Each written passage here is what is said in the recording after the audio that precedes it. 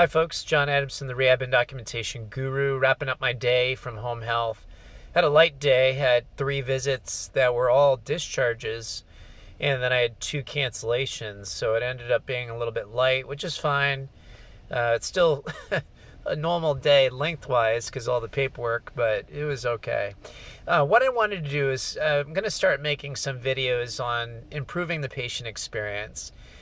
You might know already, either from what I've talked about in the past or going to courses or seminars or whatever, something about the triple aim of healthcare. So what is the triple aim of healthcare? Well, the triple aim is, number 1, to improve the patient experience. Number 2, to improve patient outcomes. Number 3, reduce costs.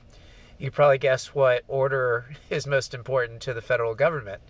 But let's talk about improving the patient experience. And I'm going to talk about, perhaps in multiple videos, some ways that I utilize to try to improve the patient experience. And in general, I get really good feedback from my patients. And so I have some tips, and maybe you have some tips too, that would be helpful. Besides being just a nice guy or a nice gal, or however a patient might refer to you. One of the ways that we can really improve our patient experience is sharing outcome measures. And so I'll give you an example. So I had 3 discharges today. 2 of the patients did not improve in their outcome measures. The 3rd one did.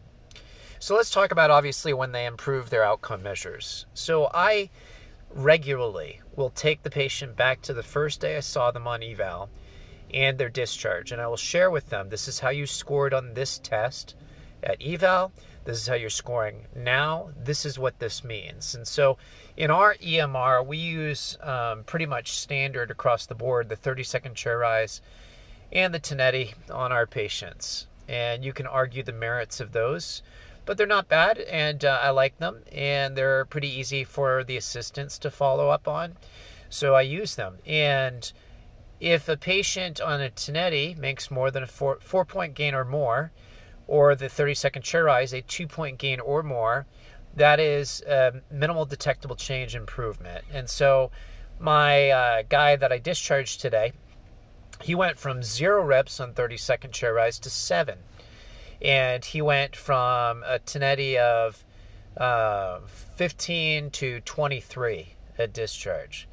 And that was 2 standard deviations. The previous one was 3.5. That's awesome. So I talked that up. So I tell them, here's where you were, here's where you are now.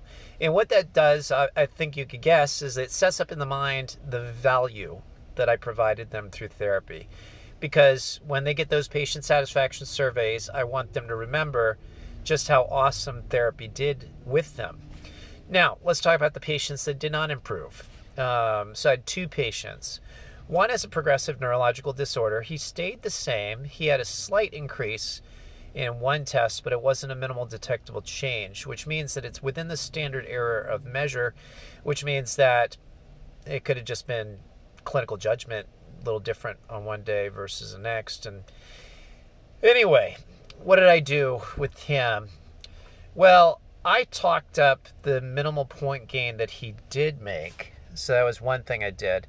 And the second thing I talked about was why he was not improving. So I went into some detail with him and his wife, who his wife actually happens to be a PT, and explained what that lack of progress actually meant. And because he has a progressive disorder, I talked about what you can expect from progressions and what we might have to address in the future. Because I said, even though I'm discharging you now, I'm probably going to be back, and this is what we can expect, and my goal is to keep you safe in the home and not have falls, because that's what was happening.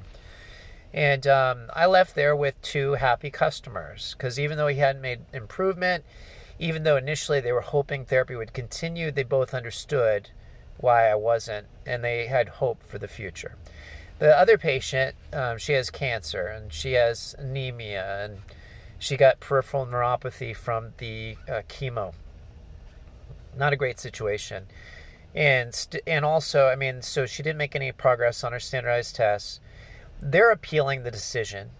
So what I did was I explained what medical necessity of care meant. And I I went through the definition of that with the daughter and the patient, and they demonstrated understanding. And I said, and this is how it relates to your case. And I explained how, physical therapy, this is why we're limited at this point, and it's related to your neuropathy, and she's got some cardiac issues, and she's got this anemia. And I said, assuming that these things get better, because she's still in the midst of now radiation treatment, once you're done with radiation treatment, maybe you'll start feeling better and we can come back in. And so anyway, I talked that up. Even though the test scores had not changed, I talked about the value of the test scores, what they meant, how it correlated with her current health situation, and then gave her some hope for the future.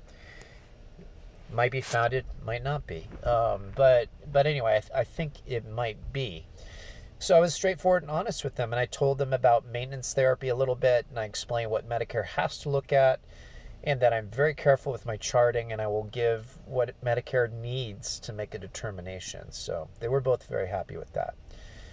So with that said, always review your test scores and be ready to explain what they mean. So that's part of your skilled care.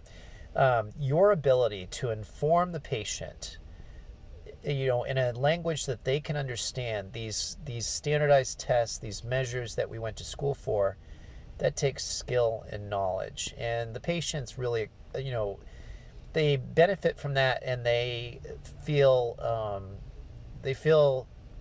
like you've done a great service to them if you can explain it. I can't tell you how many times I've had patients tell me, it's a weekly thing where the patient will go, nobody's ever explained that to me. You're the first person that really explained things to me. And I value that. That's really high praise for me, because that is one thing I value perhaps the most, is being an information broker for my patients, because I'm not going to be there forever and a day. I'm going to be ending at some point my services, and they're going to need to be equipped to the best of my ability, so that hopefully they can get even better care and outcomes in the future. Anyway, John Adamson, the Rehab and Documentation Guru. Just one tip related to improving the patient experience. I hope that you have a wonderful weekend. Take care and God bless.